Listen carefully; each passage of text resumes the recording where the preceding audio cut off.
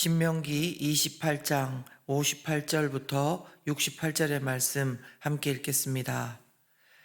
내가 만일 이 책에 기록한 이 율법의 모든 말씀을 지켜 행하지 아니하고 내 하나님 여호와라 하는 영화롭고 두려운 이름을 경외하지 아니하면 여호와께서 내 재앙과 내 자손의 재앙을 극렬하게 하시리니 그 재앙이 크고 오래고 그 질병이 중하고 오래일 것이라. 여호와께서 네가 두려워하던 애굽의 모든 질병을 내게로 가져다가 내 몸에 들어붙게 하실 것이며 또 이 율법책에 기록하지 아니한 모든 질병과 모든 재앙을 내가 멸망하기까지 여호와께서 내게 내리실 것이니 너희가 하늘의 별같이 많을지라도 내 하나님 여호와의 말씀을 청종하지 아니하므로 남는 자가 얼마 되지 못할 것이라. 여호와께서 너희에게 선을 행하시고 너희를 번성하게 하시기를 기뻐하시던 것 같이 이제는 여호와께서 너희를 망하게 하시며 멸하시기를 기뻐하시리니 너희가 들어가 차지할 땅에서 뽑힐 것이요 여호와께서 너를 땅 이 끝에서 저 끝까지 만민 중에 흩으시리니 내가 그곳에서 너와 내 조상들이 알지 못하던 목석 우상을 섬길 것이라. 그 여러 민족 중에서 내가 평안함을 얻지 못하며 내 발바닥이 쉴 곳도 얻지 못하고 여호와께서 거기에서 내 마음을 떨게 하고 눈을 쇠하게 하고 정신을 산란하게 하시리니 내 생명이 위험에 처하고 주야로 두려워하며 내 생명을 확신할 수 없을 것이라. 내 마음의 두려움과 눈이 보는 것으로 말미암아 아침에는 이르기를 아하 저녁이 되었으면 좋겠다 할 것이요 저녁에는 이르기를 아하 아침이 되었으면 좋겠다 하리라.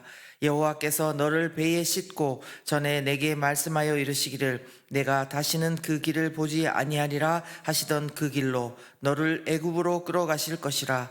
거기서 너희가 너희 몸을 적군에게 남녀 종으로 팔려 하나 너희를 살 자가 없으리라. 아멘. 4월 16일 화요일 주신 말씀 함께 나누겠습니다. 오늘 말씀은 이제 28장 15절부터 시작된 길고 긴 그 저주의 마지막 단락입니다. 조금만 읽어도 정말 제발 이런 일은 우리에게 일어나지 않으면 좋겠다 그런 마음이 드는 본문입니다. 그러나 묵상하면 묵상할수록 그렇다면 왜 하나님께서는 이런 재앙에 대한 말씀을 계속 해 주시는 것일까라는 생각을 하게 됩니다. 그래서 먼저 오늘 신명기 본문을 통해서 말씀하시는 하나님의 경고와 저주 어떤 것인지 조금씩 알아보겠습니다. 먼저 첫 번째는요, 하나님의 경고와 저주는 어떤 경우에 받게 되는가입니다. 여러분 그동안 말씀 묵상하셨으니까 아시겠지만 성경은 그 이유를 오늘도 다시 한번 강조해서 말씀하고 있습니다. 58절 말씀인데요. 내가 만일 이 책에 기록한 이 율법의 모든 말씀을 지켜 행하지 아니하고 내 하나님 여호와라 하는 영화롭고 두려운 이름을 경외하지 아니하면 이라고 말씀하십니다. 즉 우리가 여호와 하나님의 말씀 율법을 지키지 않고 여호와 하나님을 경외하지 않을 때 이런 저주가 우리에게 임한다는 것입니다. 그리고 자세히 읽어보면은 이것은 우리뿐만 아니라 우리의 자녀들 자손에게까지 임한다고 경고를 엄히 하고 계시는 것입니다. 참으로 무서운 말씀이 아닐 수 없습니다. 자, 그렇다면 두 번째, 그러면은 어떤 저주를 받게 되는가입니다. 먼저 59절부터 62절을 보시면요, 불순종하는 이스라엘에게 있을 재앙들인데 질병들을 말합니다. 여러 가지 질병들. 이제 그러면서 저는 그 62절의 말씀이 또 이렇게 눈에 들어왔는데요. 너희가 하늘의 별같이 많을지라도, 이 하늘의 별같이 많다는 하나님께서 창세기에서 아브라함에게 약속하신 거 아니겠습니까? 그런데 너희가 하늘의 별같이 많을지라도 내 하나님 여호와의 말씀을 청종하지 아니하므로 남는 자가 얼마 되지 못할 것이다. 이렇게 경고를 하고 계시고요. 63절부터 68절을 보시면 이스라엘이 저주로 인해서 이제 온 사방에 흩어지고 포로로 끌려갈 것을 말씀하고 있습니다. 그 중에서도 저는 65절을 한번 같이 봤으면 좋겠는데요. 그 여러 민족 중에서 네가 평안함을 얻지 못하며 네 발바닥이 쉴 곳도 얻지 못하고 여호와께서 거기에서 내 마음을 떨게 하고 눈을 쇠하게 하고 정신을 산란하게 하시리니, 이렇게 하신다는 것입니다. 그리고 67절도 한번 보십시오. 내 마음의 두려움과 눈이 보는 것으로 말미암아 아침에는 이르기를 아하 저녁이 되었으면 좋겠다 할 것이요 저녁에는 이르기를 아하 아침이 되었으면 좋겠다 하리라, 이렇게 말씀하고 있는 것입니다. 여러분, 하나님의 말씀을 지키지 않고 여호와를 경외하지 않는 이스라엘 백성은 물론이고요, 이 말씀은요 우리에게도 해당되는 말씀입니다.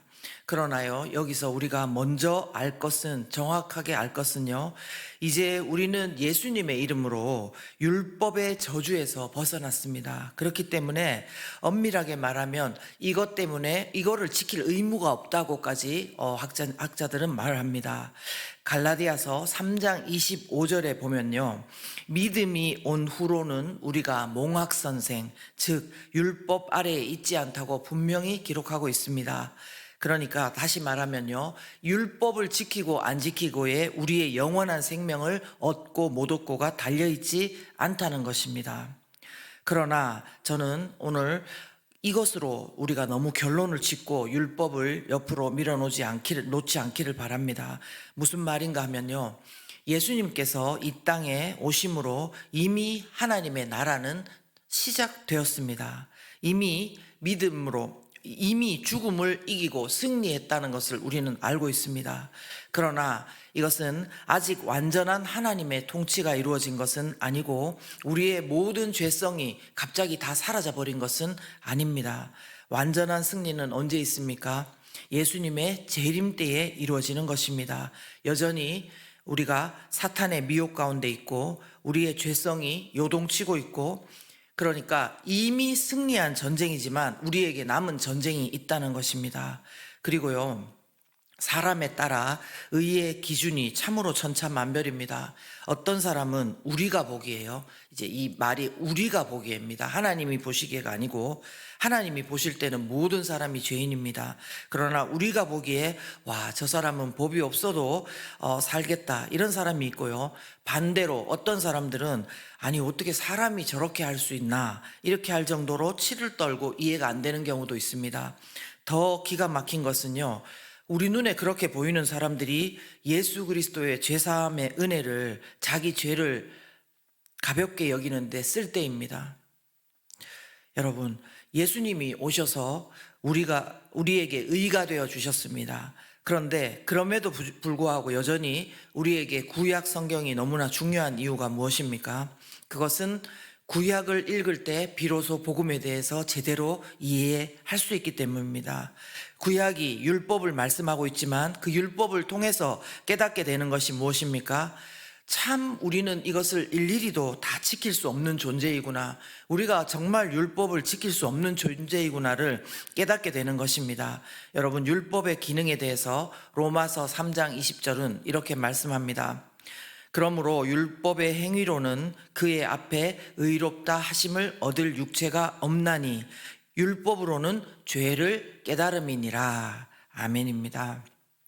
우리의 기준이 아니고 원래 하나님의 기준이 무엇이었는지를 알아야 내가 어떤 죄인인지를 알 수 있는 것입니다. 상대적인 잣대, 내가 보기에가 아니라 하나님의 절대적인 기준이 어떤가를 알아야 된다는 것입니다. 여러분, 말씀을 지키지 않고 하나님을 경외하지 않으면 말씀대로 저주가 진짜 임한다고 믿으십니까? 여러분, 복에 관한 말씀뿐만 아니라요, 저주에 관한 말씀도 하나님의 말씀입니다. 그러므로 반드시 이루어짐을 저는 믿으실 수 있기를 바랍니다. 성경에 나오는 이스라엘 백성들의 모습을 우리가 보면 알지 않습니까? 그러므로 저는 저와 여러분이 예수 그리스도로 말미암아 하나님의 자녀가 되었고 하나님 안에서 이미 승리한 자임에도 불구하고 이 말씀 가운데 겁을 내고 두려워하고 하나님 앞에 애통해하면서 간절히 기도의 무릎을 꿇을 수 있기를 예수 그리스도 이름으로 축원합니다. 여러분, 지금 이 말씀을 이 자리에서 듣고 있는 우리는 그래도 낫습니다. 그런데요, 믿지 않는 우리의 가족이나, 아니, 이전에는 예수 그리스도를 분명히 믿는 것 같았는데 지금 멀어진 자녀들을 생각해 보십시오. 오늘의 말씀이 진심으로 우리 가운데 믿어진다면 얼마나 우리의 마음이 위축되고 슬퍼지고 걱정이 되겠습니까? 그러나 걱정으로 끝나지 말고 여기서 우리가 진심 어린 기도를 하고 있는지, 내가 주님께 믿음으로 맡겨드린다고 하지만 때로는 방치와 때로는 외면을 하고 있는 것은 아닌지, 오늘 말씀을 통해서 우리와 우리의 자손들이 이런 저주가 아니라 하나님의 주시는 복을 입게 되기를 결사적으로 기도할 수 있기를 예수 그리스도 이름으로 축원합니다. 엄중한 하나님의 경고, 즉 28장부터 시작된 복에 대한 말씀에 비해 저주에 대한 말씀은 거의 4배입니다. 그 이유가 무엇입니까? 그것은 하나님께서 계속해서 경고하시는 이유는 말씀대로 순종하지 않으면 나중에 반드시 그 저주가 임할 때에 이 말씀을 기억하고 돌이키라는 하나님의 간절한 사랑의 권면인 것입니다. 그리고 저주의 임함이 결코 우연이 아니고요, 분명한 하나님의 말씀의 성취됨을 알고, 그렇다면 하나님의 말씀에 순종하고 하나님을 경외하는 자들이 받는 복도 분명히 이루어질 것임을 알고 믿고 새롭게 시작하라는 하나님의 포기치 않는 사랑의 말씀인 것입니다. 여러분, 우리 앞에 하나님의 말씀을 거역하고 하나님을 경외하지 않는 자들이 겪을 저주의 말씀이 있습니다. 그러나 이미 우리의 모든 죄와 저주와 사망을 십자가를 통해 멸하시고 승리하신 예수 그리스도가 우리의 구원자시요 주님이 되시기에 우리는 이겨놓은 승리의 시간을 살아가는 사람들입니다. 그러나 남은 인생의 시간들 속에서 우리가 무엇을 심는가에 그것을 잘 신경을 쓰면서 말씀을 따라갔으면 좋겠습니다. 악을 심고 하나님을 거부하고 말씀을 무시하면요, 하나님이 막 따라다니면서 벌을 주시지 않아도 그에 따라 이 땅의 삶이 황폐해지는 것을 우리는 경험합니다. 그러나 또 반대로 날마다 성령을 따라서 예수님을 사랑하고 그 이끄심을 따라가고 하나님의 말씀을 순종하고자 살다 보면요, 계속 우리의 삶은 우리가 느끼지 못하는 사이에 변화되고 회복되는 역사를 경험하는 것입니다. 저와 여러분들이 오늘 말씀을 통해 사람이 하나님을 알고 그 말씀을 따라 살고 하나님을 경외하는 것이 얼마나 중요한 것인지 다시 한번 생각하고요, 혹시나 우리 가운데, 가족 가운데 이 반대의 삶을 살고 있는 이들이 있다면 오늘 말씀을 통해서 다시 한번 우리가 기도의 자리 가게 되기를 예수 그리스도 이름으로 축원합니다. 함께 기도하겠습니다. 이 시간 함께 기도하실 때에요, 우리가 좋은 말씀, 우리에게 복이 될 것 같은 말씀은 가까이 하고 무서운 말씀은 밀어놓게 됩니다.